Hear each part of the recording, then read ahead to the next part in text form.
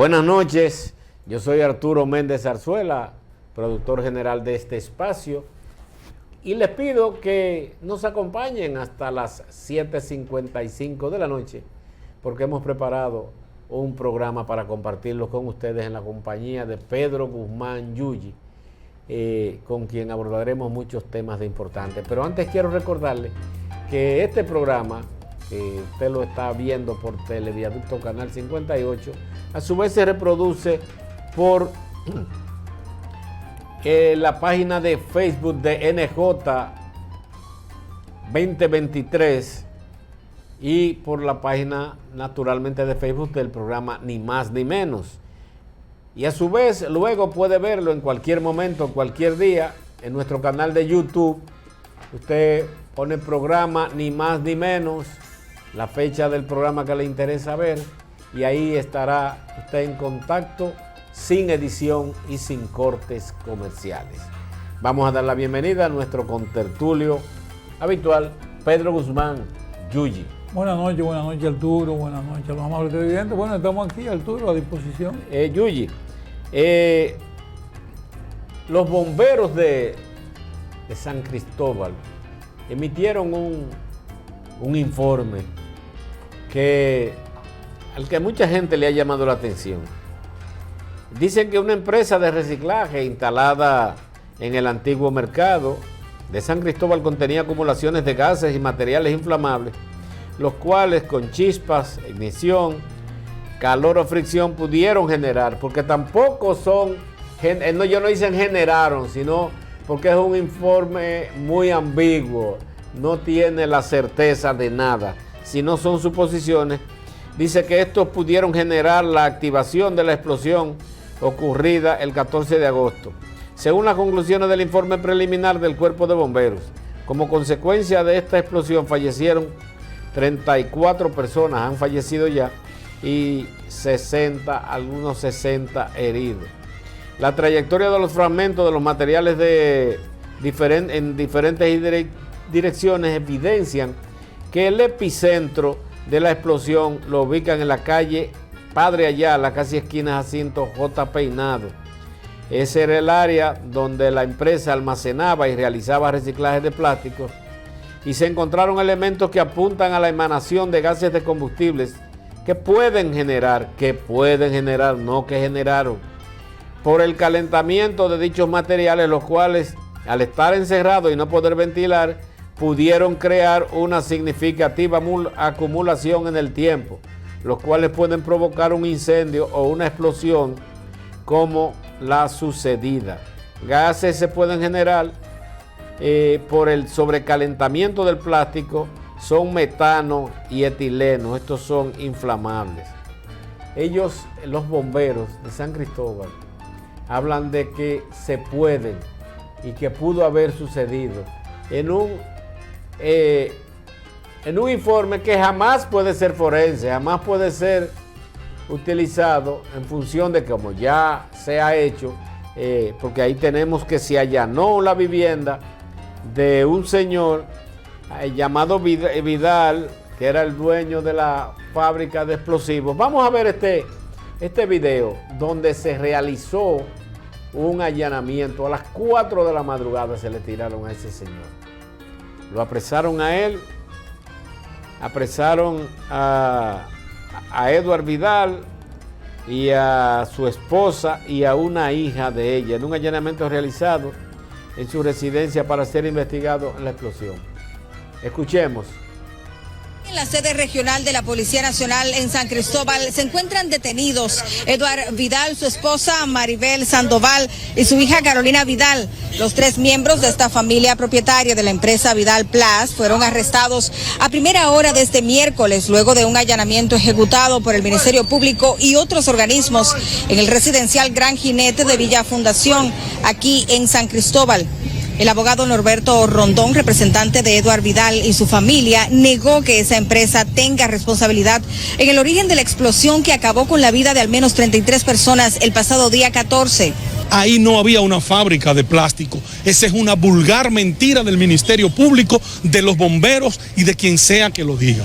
Segundo, tienen que decirle al país que esa empresa estaba cerrada, que la planta eléctrica, los molinos, los escritorios, todo había sido removido de ahí desde el mes de mayo aproximadamente, porque ya la empresa había rentado en el parque de Zona Franca Pisán de aquí un local para establecerse y ya tenía hasta el permiso de uso de suelo por parte del ayuntamiento. Ahora, ¿por qué no dicen que la empresa contratista de la construcción del parqueo y la plaza, que se la adjudicaron por 369 millones de pesos, desde el sábado anterior había tenido ahí maquinarias pesadas trabajando? Que si deben decirle al país que si la explosión hubiese ocurrido en el local de Vidal Plaza, su único empleado que falleció no muere calcinado, muere por asfixia, por inhalación de humo. Entonces, ¿cómo es que el único empleado que está a donde se produjo supuestamente la explosión no tenía una quemadura en ninguna parte de su cuerpo, sino que inhaló humo, no pudo respirar y lamentablemente falleció? En tanto que familiares de los propietarios de Vidal Plaza exigieron que sea aclarada la situación y aseguran que se trata de una estrategia para buscar chivos expiatorios. Nosotros somos una asociación de recicladores que lo que hacemos es salvar vidas por el medio ambiente. Nosotros tenemos 40 años reciclando plástico en este país, donde nosotros lo que hacemos es que ese plástico no llega a los vertederos, donde ya tú no ves tanto incendio en los vertederos porque nosotros el plástico lo reciclamos y volvemos a hacer otra vez materia prima útil con el plástico. O sea, nosotros estamos dando un servicio y están acusando a una empresa que no estaba cobrando siquiera. Él estaba recogiendo porque había que entregarle el local. O sea, ese local había que entregarlo y estaban recogiendo y sacando para afuera. Entonces no había forma humana de que ese incendio se provocara ahí. No hay forma. No había chispa, nada, porque no estaba trabajando, no había equipo, nada. ¿Cómo? El arresto de la familia Vidal se produce justo después de que se filtrara un informe preliminar del Cuerpo de Bomberos que apunta a que la fatídica explosión se habría producido a causa de la emanación de gases combustibles de una empresa de plásticos en el lugar. Bueno, Yuyi, ¿qué te parece esta caballadita? Yo quisiera ver en la visión de comunicación. Primero, yo pienso que ese era un hecho que por la dimensión que tenía debió de habérsele diseñado una unidad de comunicación especial para ese caso. Porque hay 34 muertos, todavía hay 8 cadáveres sin identificar. 19 cadáveres sin identificar. 19. Como que ahí debió estar operando una unidad de comunicación que le sirviera a toda esa estructura. Porque parece que la comunicación es muy difusa. Y también hay algo que me llama mucho la atención, un allanamiento a las 4 de la mañana a gente que no anda corriendo. No, es funcionario del gobierno, ese joven es asistente de Tony Peña Guava. Pero no andaba corriendo. Con una oficina prácticamente en el Palacio Nacional. ¿Por qué es que estamos en ese hecho de allanamiento, de generar ruido, bueno, llamar la atención? Característica del Ministerio Público Independiente. Exacto, entonces ese es un de hecho crear, que pero me llama la atención. todo, ¿cuáles son los indicios? Si este informe, como yo decía, habla de que pudo ser, que pudo haber, que pudo generar que esos metales pudieron ser, que esos, la verdad que eso es vergonzoso. El presidente de la República instruyó al J2 y a expertos del DICRIN en investigaciones. Y esa gente no han dicho nada, porque los bomberos son los que han adelantado. ¿Sabe por qué esa gente no ha dicho nada? Pienso yo así, opinando así, frente a ustedes. Claro, todos podemos opinar porque los bomberos opinaron. Porque posiblemente el J2 tenga un abogado, algún jurídico, esa instancia tenga abogado y posiblemente los bomberos de ahí no tengan abogado. No. Porque tal vez no entendieron. Lo que hicieron fue que le dijeron, mira, según lo que parece fue esto, sí, pero hazlos tú el informe, toma, que te corresponde. Entonces el abogado, regularmente los bomberos que no tienen buenos abogados, ahora van a cargar con la consecuencia de haber generado un informe con muchas debilidades, pero haberlo ocasionado un problema jurídico y legal a un grupo de gente que son de su misma comunidad. Exactamente. Posiblemente si eso hubiera sido por ejemplo, el J2, el jurídico le dice, no, espérense, si ustedes dicen que fue por esto y esto y esto, el J2 puede ser sometido a investigación. Pero hay una situación, Yuyi, es que no se fundamenta en nada. Ese informe no se fundamenta, yo lo leí completo, no se fundamenta en nada. Todo es una ambigüedad diciendo que pudo generarse, que pudieron generarse chispas, pero no hay porque un informe concluyente Hablan de informe preliminar. Pero un informe concluyente tiene que tener los aportes fácticos.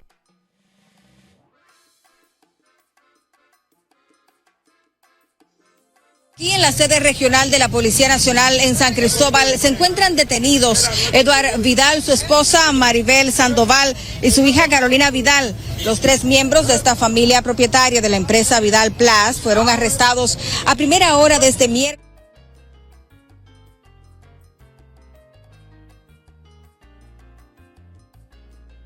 Pero que resucitó. Sí.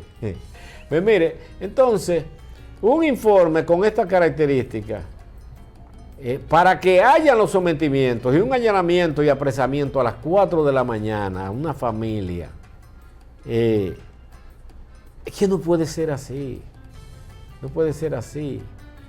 Para que hayan conclusiones, tiene que haber pruebas, tranquilos, porque lo más importante, sobre todo en una investigación como esa, que no es solamente apresar a 3 personas, no, es dar respuesta a los cuestionamientos de cerca de 100 familias o más de 100 familias. No, porque tú de medio tú estás diciendo a la comunidad que esos muertos son responsabilidad de esa 3 gente. Claro, claro. Si todo el mundo que vaya a mandar a someter a alguien por daño, es a ellos que lo va a someter, ¿verdad?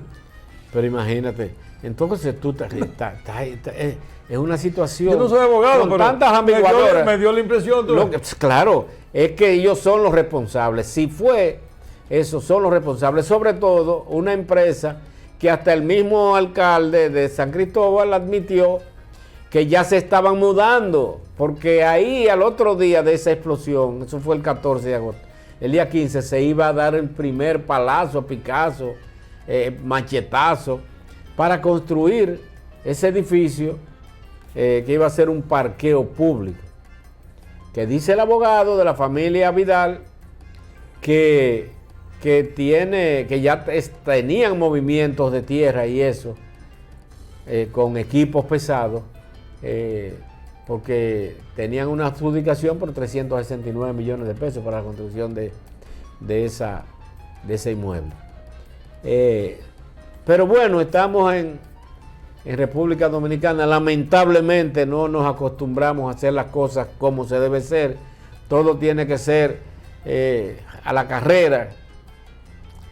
Y bueno, vamos a esperar, porque el presidente que fue a la zona cero, como dicen, y prometió que se darían, yo entiendo que debiera tener menos protagonismo en estas cosas y dejar que fluya la verdad, no satisfacer egos, satisfacer lujurias de gente que quieren respuesta y quieren culpables y quieren tiburones, quieren que le tiren carnada a los tiburones.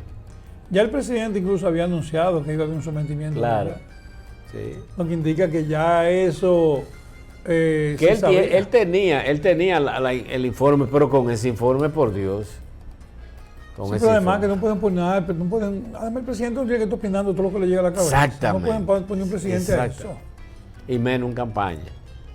Pero bueno, así mismo, el presidente estuvo en el grupo Corripio, y tocó varios temas importantes. Dentro de ellos, le pidió a la plumita que se entregue para que no tenga problemas. La plumita es, parece el actor principal o el motivo principal del asalto a un vehículo que trasladaba a unos reos. Pero esto lo vamos a hacer luego de que regresemos de nuestra primera pausa comercial y para que entremos en materia. No le cambie.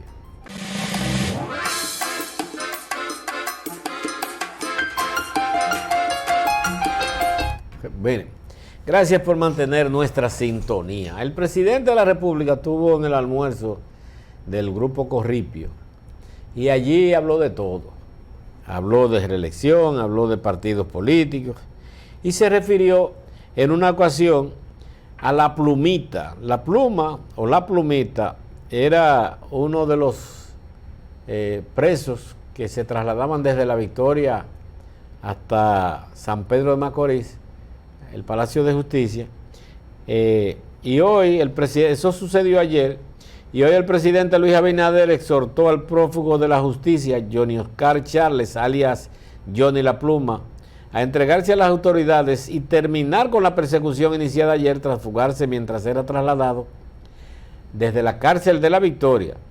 En cuanto a las investigaciones del caso, afirmó, están avanzadas por los organismos del gobierno de inteligencia y de las fuerzas de tarea, al tiempo que garantizó una respuesta drástica en ese sentido. Este finalizó calificando el acto como inaceptable y que no se va a permitir, tipo Hipólito. De acuerdo con la Policía Nacional, La Pluma tiene una ficha en su contra de 2018 por la muerte de 4 personas, así como implicaciones en actos de narcotráfico. Pero el presidente también. ¿Tú viste las imágenes de esa fuga espectacular, como diría Monserrat? Una fuga espectacular. Porque se dice una fuga de alta gama. Que pudo haber complicidad desde lo que montaron a esos presos condenados ya, condena por homicidio de 4 personas, habían 2 de ellos, y lo montan en un vehículo con 2 agentes. Le hicieron como 60 disparos y no impactaron ni uno. Y no hirieron a nadie. No hirieron a nadie. Y los tipos se fueron. Y los tipos se fueron. ¿Y la policía? Y los policías, bien, gracias, están ahí para investigación, me imagino. Entonces esas son de las cosas que usted dice, pero bueno. Pero además de eso, el presidente habló de una reforma fiscal.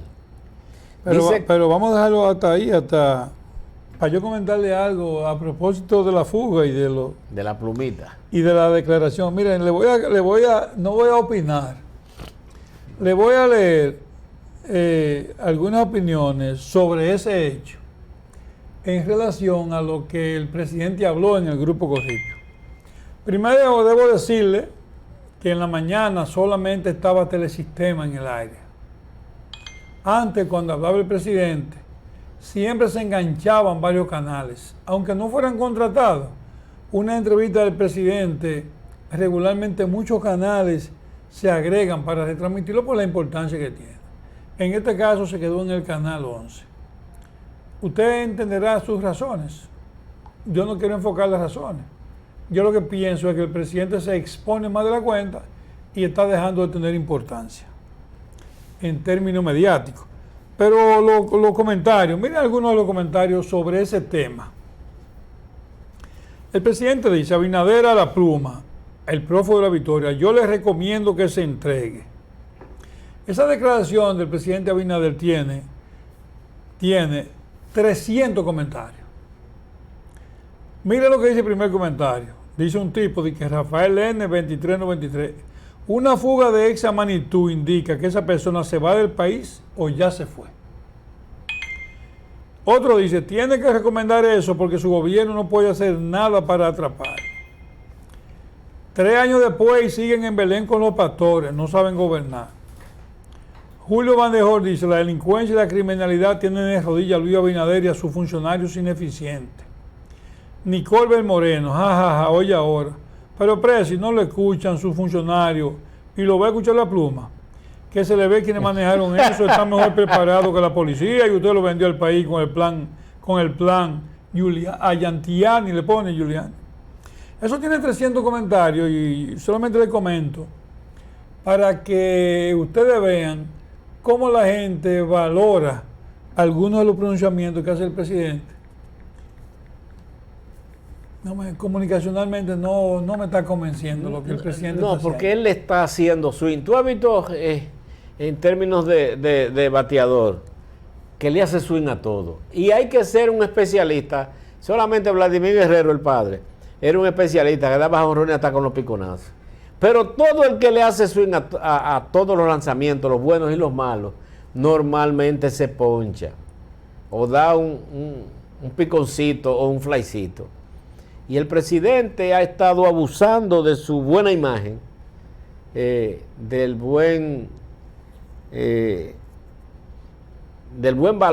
la buena valoración que tiene la gente. Y a veces tú sientes como que se expone demasiado. Se expone tanto que pienso yo particularmente, que no soy ningún experto, el experto en comunicación aquí es Yuyi, que el presidente, esa rueda de prensa de los lunes, que a las 4 de la tarde, en la mañana supuestamente va a estar, yo no sé si le endilgue eso o le endose eso a la primera dama, a la vicepresidenta, va a estar en la policía en una rueda de prensa y en la tarde en otra rueda de prensa en el Palacio. Y hasta la belleza cansa cuando joden mucho. Y usted dirá, bueno, él va a hablar de todo menos de política, él va a hablar de su gobierno, y el gobierno es político, totalmente político. Todo el accionar del ser humano, y sobre todo de un Estado, de un gobierno, es político. Pero él dice que no va a hablar de política. Entonces, pero ¿y cómo no va a hablar de política si es un presidente? Claro, pues toda actividad que realiza el presidente es política. ¿Qué va a hacer él? Cuando le pregunten algo de la campaña, va a decir que no podemos hablar de eso. O de las medidas que va a tomar para bajar el pollo, que eso es político, esos son mensajes políticos. O cuando salga una encuesta que le digan quién es el peleó y él no va a opinar de eso. Si él va a hacer una rueda de prensa todos los lunes a las 4:30 de la tarde y no va a hablar de política. Eso en un año electoral. Eso fue lo que él dijo. Porque cuando él anunció esa herramienta, porque eso es una herramienta de comunicación, claro, yo entendí que era porque estaba en campaña. Pero cuando él le agregó que de política no se iba a hablar, yo te iba a preguntar, bueno, ¿y de qué va a hablar el presidente? Porque nadie va a ir al Palacio a preguntarle al presidente, dígame usted lo que usted quiere decirme. Si la niña tiene fiebre. O le va a preguntar, presidente, ¿y cómo está en la carretera? Presidente, ¿y cómo está en la calle? Presidente, ¿y cómo está en la calzada? Porque lo más probable es que el periodista que le haga esa pregunta al presidente, eso lo coja y no se lo pueda ni mandar a la dirección de un periódico. Pero bueno, los que están dirigiendo la campaña en materia de comunicación del presidente saben más que nosotros. Sí. Yo pienso, sin embargo, sería muy oportuno que ellos se pongan a revisar hoy en las redes los cortes de lo que Abinader habló y posiblemente reflexionen un poco. Igual que el tema de ir y que todavía por la mañana la policía. Mire, usted puede hacer lo que usted quiera con la policía. Cuando la policía mata a uno, usted puede bajar el 40%. Y cuando hay un hecho, un fenómeno de esos raros, sube otra vez los 40%. Entonces, pero no sé. Esos porcentajes que los gobiernos atribuyen. Ahí dice la vicepresidenta que los robos han disminuido este año en un 38%. Hay una situación que se da con los robos, que la gente ni lo denuncia. Cerca de mi casa el día pasado se desmontó una señora de un taxi y parece que la venían siguiendo. Dos tipos ahí en un motor fueron y la asaltaron. Ella hasta la arrastraron. Porque entonces, hablando y no va a ponerle, ¿y para qué? Pues ese no se denunció, pero eso fue un asalto. Asalto a mano armada, que tiene un componente de peligrosidad que hace ese robo agravado. ¿Tú entiendes? Eso se constituye en un asalto agravado en la vía pública. Yo siempre te he dicho y lo he compartido con los amables televidentes de este programa tuyo, que la gente no puede coger por una querella, porque oye, como es Arturo, tú vas a poner la querella, ¿verdad? Esperar que algún amigo tuyo, un general, te consiga que te busquen el delincuente, que vaya y consiga la cámara, que busque la imagen, que busque el delincuente, y después tú tienes que durar un año con un abogado pago por ti, y el delincuente tiene un abogado gratis. También tú tienes que durar un año tratando de ver cómo tú logras que le canten tanto tiempo al delincuente.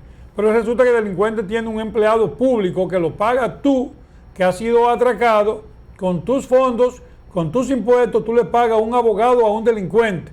Pero también tú tienes que pagar un abogado para que te defienda.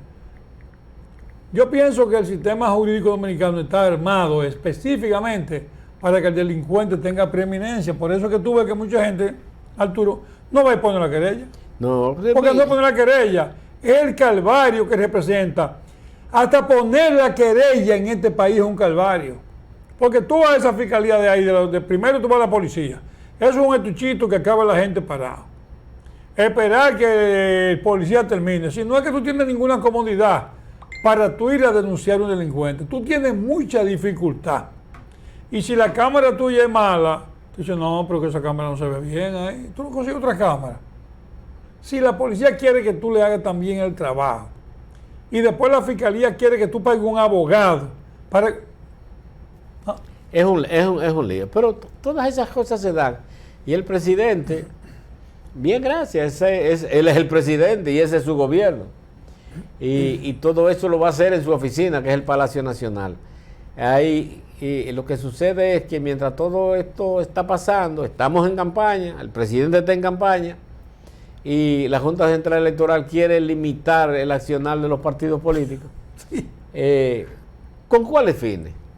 Todo eso se ve. Pero vamos a ver un video donde el presidente le preguntan en el grupo de Medios Corripio que qué piensa el presidente, que cómo está, le pregunta a Cavada, que cómo están las encuestas, que cuál es el posicionamiento, y sobre el acuerdo del rescate de RD, de República Dominicana, que el pacto que hicieron PRD, PLD y Fuerza del Pueblo. Vamos a ver estas declaraciones del presidente. Usted ha mencionado lo que tiene que hacer una oposición en un ambiente democrático. ¿Y qué va a hacer la oposición? ¿Apoyar al gobierno? La oposición tiene que hacer lo que está haciendo. Es más, yo pienso que deberían de ser un poco, a lo que veo de las encuestas, deberían ser un poco más eficientes en su oposición. Eso es lo normal, este es un ambiente democrático, ellos tienen que hacer eso. Y cualquier situación que vean del gobierno, ellos hacerlo y nosotros obviamente defendernos. Ese es el juego democrático. Además, yo pienso que esa alianza es positiva democráticamente, o sea, eso fortalece la democracia y además incluso la enriquece, porque crea, muchos se quejan de que no veían mucha diferencia ideológica entre la política dominicana, pero aquí sí ya se va a ver una diferencia en cuanto al accionar. Dos grupos que tienen una visión muy diferente de cómo administrar el gobierno. Y en el caso de ellos, se juntaron los que piensan igual. O sea, los iguales se juntan, los que tienen la misma filosofía de gobierno, el mismo objetivo de por qué ir al gobierno, pues se aliaron. Eso es lo normal y eso fortalece la democracia. Y tú sabes que cuando se habla yo nunca digo voy a ganar, señores, todo el mundo tiene encuestas. ¿Qué dicen sus encuestas? Todo el mundo tiene... Pero dígala una orejita. Tú dices sobre los programas de televisión entre Cavada y otros. Lo de Cavada. No complique esto, presidente. No, mira, Mari y don Miguel, la verdad es que yo no tengo esa forma de decir que... Ustedes todos tienen números que le preguntan y gente que le puede decir. Y la verdad es que la población dominicana tiene muy claro de hacia dónde va en las próximas elecciones. Si hoy fueran las elecciones, ¿usted se iría en primera vuelta? Si hoy fueran las elecciones, nosotros tendríamos un resultado mucho mejor que el de las elecciones pasadas.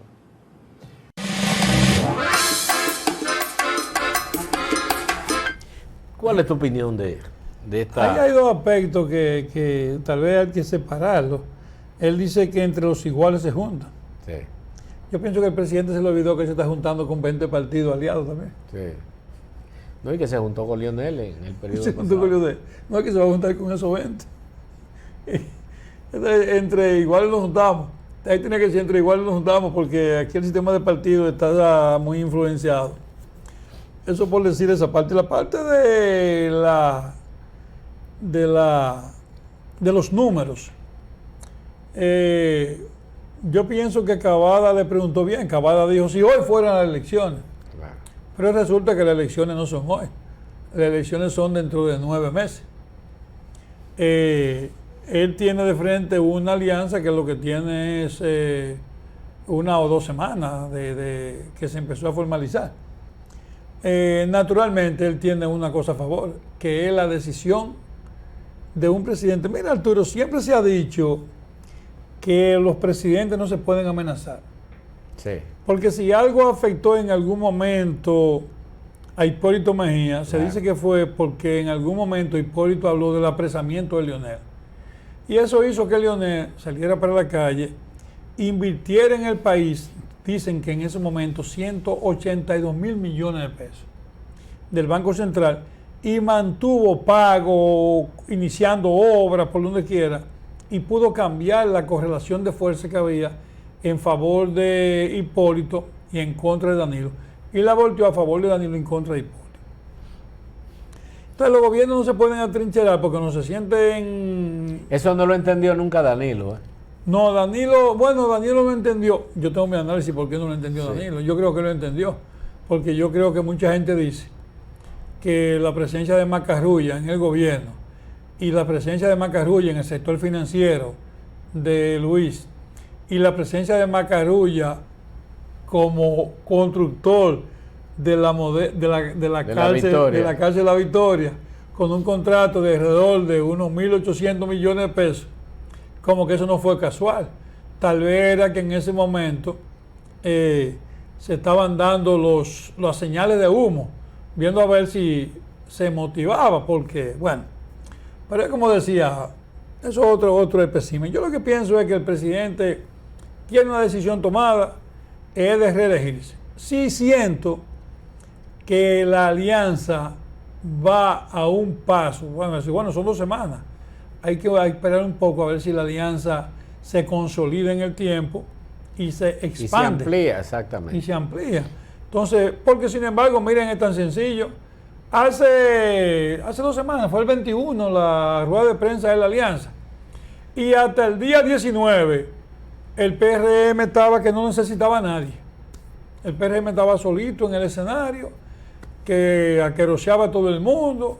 Ya ni a los simpatizantes del PRM le hacía caso, y a los que querían apoyar el PRM no le hacía caso. Y de un pronto esa alianza se anunció y el PRM empezó a modificar su comportamiento. Porque los momentos electorales, los momentos en las encuestas, están limitados por su impacto y por esa regulación de espacio y tiempo. Ha cambiado el panorama ha cambiado. La alianza le ha generado una inyección de cambio, incluso una reacción social, porque si yo le estoy diciendo, póngase a ver las redes. Esas mismas redes, cuando yo la compartía contigo aquí, era al revés. Si habían 300 comentarios, eran 298 a favor del presidente y 2 en contra, y los números han ido cambiando. Entonces yo pienso que hay que seguirlo viendo en el proceso. Sin embargo, yo estoy igual que el presidente. Yo creo que el presidente, si hoy fueran las elecciones, yo comparto con el presidente garantiza el éxito electoral. Además, un presidente que le celebra los días sin ningún problema a la gente. El Día de la Madre, el Día del Padre, el Día del Estudiante. Es un presidente que está en celebraciones permanentes. Es un presidente que emite 1.500, 2.200 millones, 1.500 millones. No es fácil de ganar. Él no tiene dinero para gastar esos chelitos. Total, esos no son de él. Y él le da en la madre esos chelitos. Pero además, el Luis Abinader es el presidente más cercano a la gente que hemos tenido. Entendiendo como cercano a la gente, que es el más asequible. El que, independientemente de que usted no pueda verlo ni tocarlo y no quiera acercarse, mucha gente ha dado fe y testimonio, gente común y corriente, de lo fácil que es conversar con el hombre. Presidente, yo tengo un problema, déjala pasar. Esos son efectos. Los efectos que esa actitud del presidente ese accionar produce son muy positivos para los fines de él terciarse la ñoña 4 más. Sí, no, además la decisión. Así, la decisión del presidente, por ejemplo, déjeme decirle para que ustedes vean cuál es el comando de campaña del presidente. Sí. Le leo algunos del comando de campaña. Miren algunos del posible comando de campaña, dice. Dice aquí que el comando de campaña, sin embargo, y pese a los rumores que circulan en medios de comunicación y redes sociales, los supuestos miembros del equipo de campaña del mandatario, según una fuente de entero crédito, reveló a este medio los nombres. Esto es RCC Media. Entre los elegidos por Abinader para acompañarlo en esta tarea se encuentra el actual presidente del PRM y actual ministro administrativo, Ignacio Paliza, quien fungirá como su director general de campaña, pero que a la vez deberá renunciar o pedir una licencia. Eso lo agrego yo, porque él dijo ahí que había que pedir una licencia a la gente que tuviera dinero. Dice que Carolina se encargaría del distrito en el comando de campaña y otro miembro del equipo. En la información que yo tengo, que la publica el periódico, y dice Carolina Majería, de Línea Ascensión, director operativo. Y oigan qué chiripita tienen aquí. Hito para el sector eterno, Hito Bisonó. Tony Peña Guava, que coordina el gabinete para manejarse con la masa. Escuchen bien, El que dirige el gabinete es el que se va a embrujar con la masa. Wellington Arnaud, que será Director adjunto. director adjunto. Y oigan esta chiripita que están ahí. Samuel Pereira, director de finanzas. Y el presidente de Fedomo, Kelvin, el director político. Y, para que no haya duda, Luis Valdés es el director administrativo. ¿Quién es Luis Valdés? Mire, Luis Valdés es el director de impuestos internos. Y Samuel Pereira es el presidente del Banco de Reserva. Yo lo que sí veo es un fenómeno, y vamos a verlo desde aquí. Vamos a cumplir con unos compromisos comerciales. Cuando retornemos, continuamos. No le cambie, porque el presidente también dijo que él había prometido una reforma fiscal, que no la había hecho, no se había enfrentado con ella, porque en el momento no era preciso, y yo agrego que era porque él quería 4 más, y eso es muy necio. Pero dice el presidente que el gobierno que surja a partir del 24 va a tener que enfrentarse con eso y va a tener que hacerlo. Cuando retornemos, no le cambie.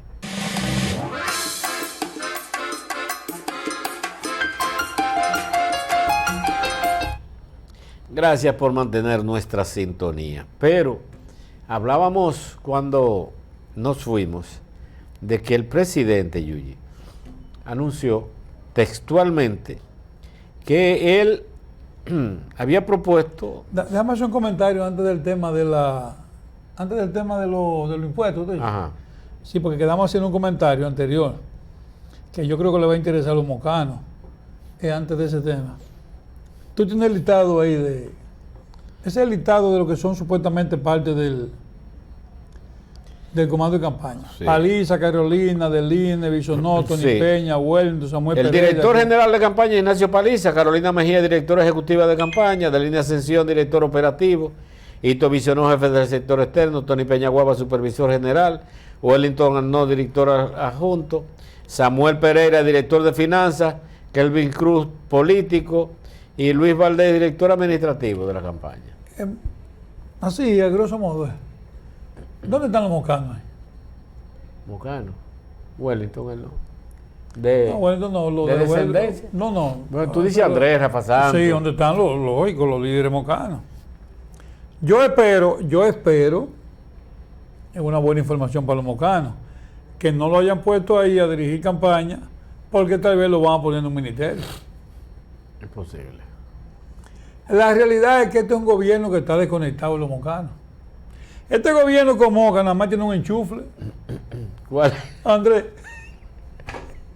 Este gobierno nada más tiene un enchufle con Moca, Andrés. Este gobierno está desenchuflado de Moca. Tú sabes que en todos los gobiernos aquí siempre había ministros, directores generales.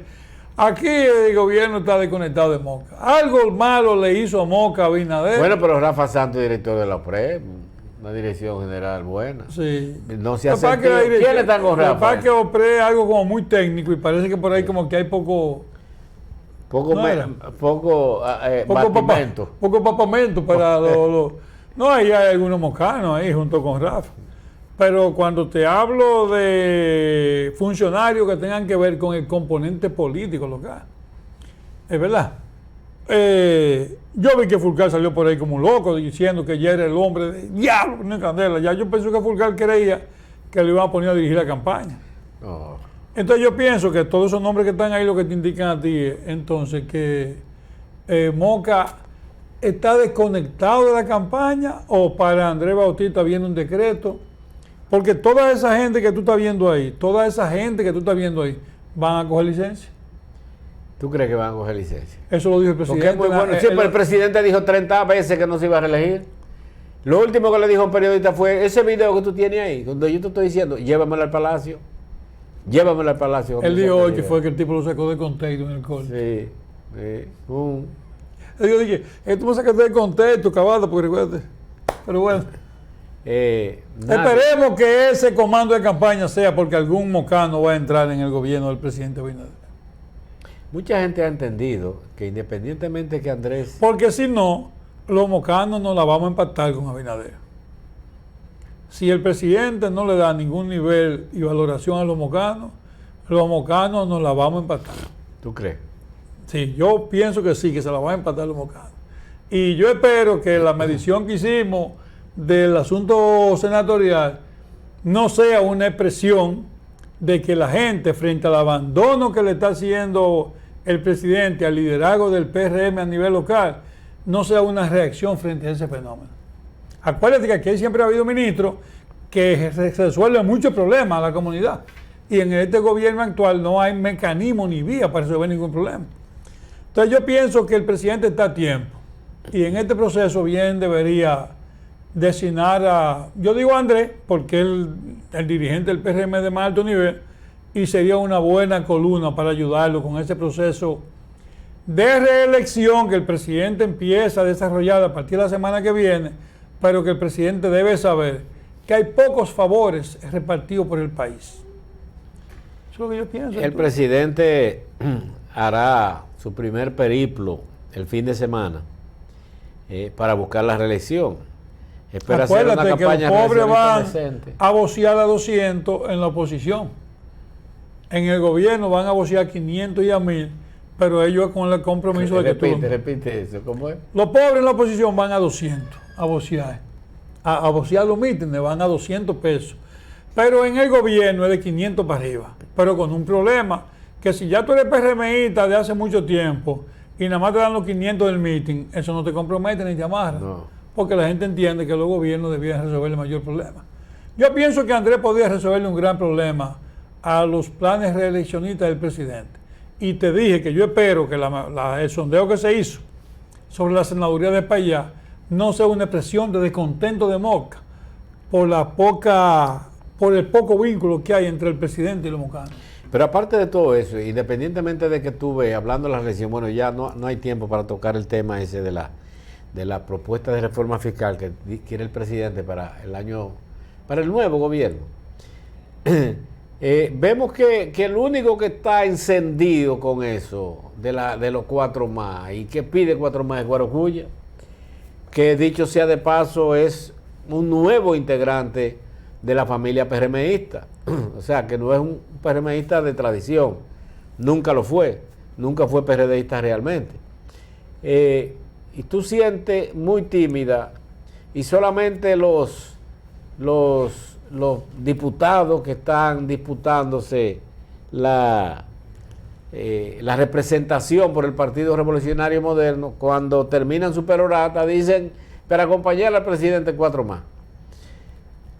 ¿Qué efecto pudiera tener esa timidez con que los PRMistas están, o aparte de qué efecto en qué efecto podría resultar, o cómo pudiera impactar, y si es que ellos se sienten no tan comprometidos con la reelección?